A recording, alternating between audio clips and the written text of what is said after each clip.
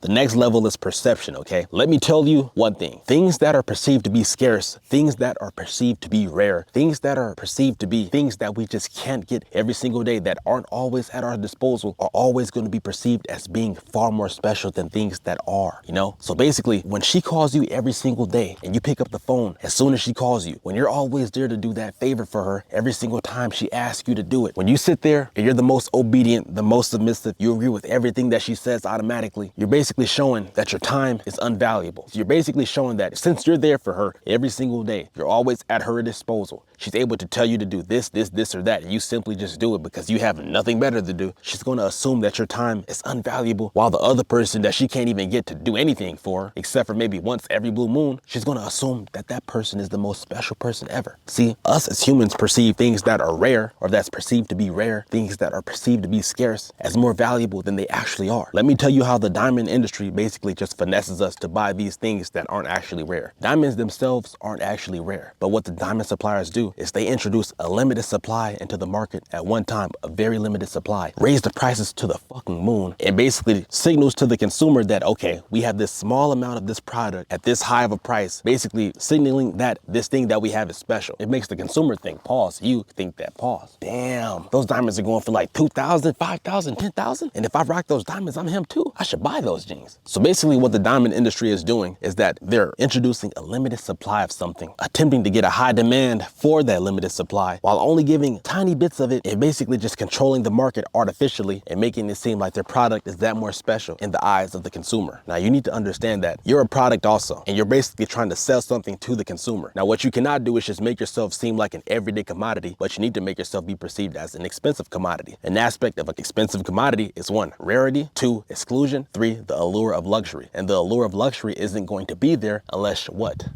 It's scarce. Everybody can't get it. Everybody doesn't have access to it. It's a limited supply, so only a limited amount of people who can meet those conditions to get it can get it, which makes once those people get that item, believe themselves to be special because they're thinking, okay, pause. If only a few people can get that item, if you're one of the few people who got that item, you must be special too. So they're going to see you as being synonymous with that item. This is why like girls who are seen with guys who are seen as special, you know, or are seen as rare, are going to also be seen as being synonymous with that guy. And they're going to be seen as what? Special. Nigga, Jada Waiter doesn't do shit. Jada Waiter has not one single talent. Jada Waiter is C-mid. Jada Waiter hasn't done anything special in her entire life. I'm sorry, bruh. Jada Waiter isn't more special than anybody that you probably know personally. Yet, she is seen as being synonymous with a special person, that being Lil Baby. Therefore, she is viewed as being what? Higher value. The same thing is true if you were to buy something that is seen as rare or limited. So basically what the consumer is trying to do is get that rare or limited thing to make themselves seem that much more rare or limited. And the producer is artificially controlling that entire situation so they can get as many people to buy their product as possible while still maintaining the allure that their product is special. Understand, this applies to everyday relationships and also to markets and selling and to consumers and producers. Basically, this is how the world works. It works based on perception. This is called scarcity principle. If something seems scarce, people are going to be that much more infatuated with that thing and are going to assign value to it. It's going to be seen as more valuable than it actually is. Gold isn't inherently any better or more useful than copper, silver, etc. But the fact that it's seen as being more rare gives off the allure that it's somehow more special or valuable, which is why you paid top dollar for it. Nigga.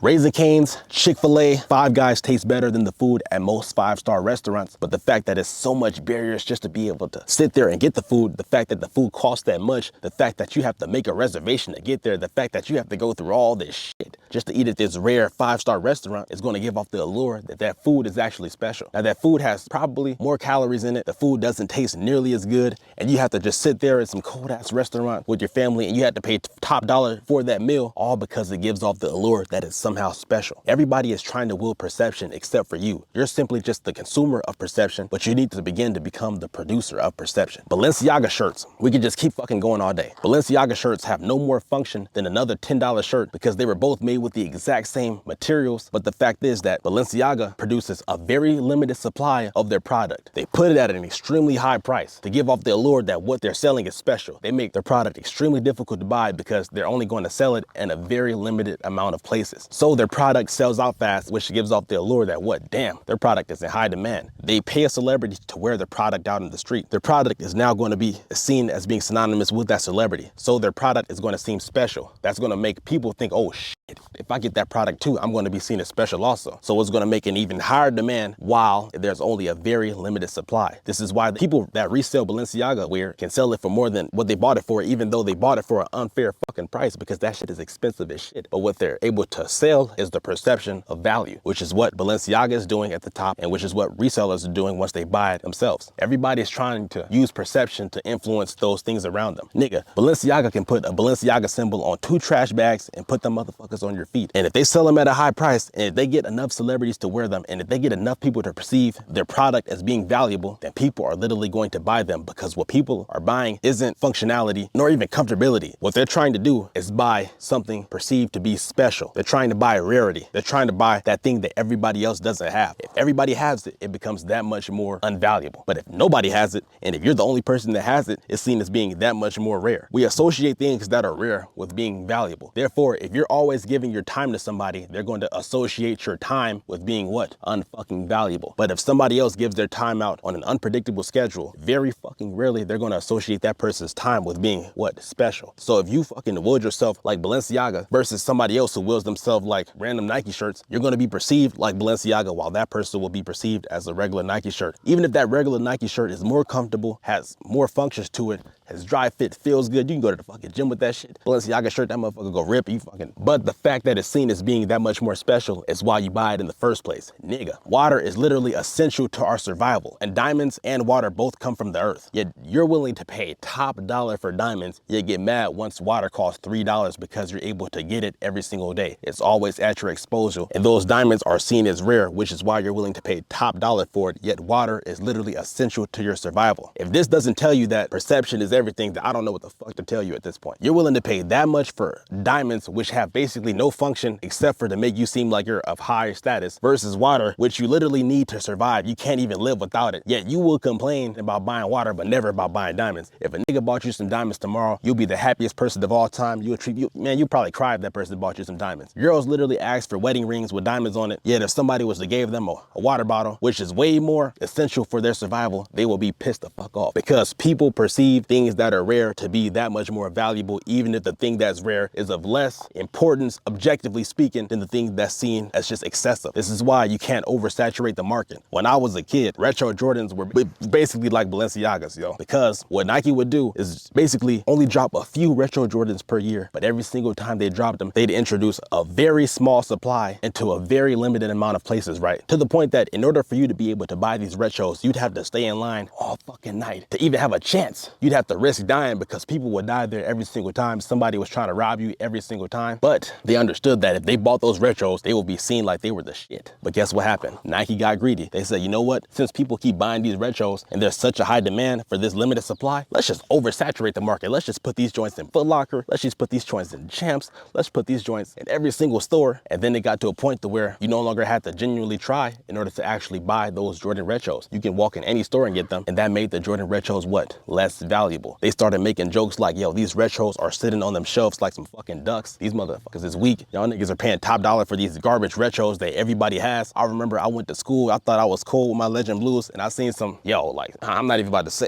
some bot was rocking them joints with the emoji fit. I'm like, that was the last day I ever bought Jordans, bro. I was like, you know what? I'm done with this. I'm done with this, bro, because what was seen as special became devalued once it was oversaturated in the market. Once that product became oversaturated in the market, it began to become devalued in the eyes of what? The consumers. So you cannot be overtly greedy with your time. You cannot be overtly greedy in any scenario. You need to be very meticulous with how you operate and wield yourself like an expensive commodity. Think about it. When somebody sells something and they say, you know what, this is the limited edition version, this is the limited edition version, it signals to the consumer like, oh shit, this thing is special. It's not going to be here all the time. Therefore, I need to act and buy this shit now so I can have this limited edition fit. I'm about to be cold as shit. I'm going to be seen as more valuable. It's about to be lit. But truth be told, what the producers could easily do is just mass produce that limited edition item and just flood the market with it. But what would that do? It'll cause that product to lose its value in the eyes of the consumer, because it's no longer seen as rare. It's no longer seen as limited. It's no longer seen as this rare edition, but rather an everyday commodity. So at this point, you can obviously see that something that is seen as special has to be wielded that way, because it's going to be perceived. So if you're perceived as special, you're going to be seen as special. These things aren't just happening in your life for no fucking reason. There's a reason as to why you're treated the way that you are. There's a reason as to why certain things are happening in your life. Your life is a puzzle that you need to solve that's always shifting and evolving, but it's your puzzle. There is no situation that happens that you see with no reason behind it. There's a reason as to why every single thing happens. What your job is to figure out as to why these things are happening to you. And you can't just be mad at the world like, fuck,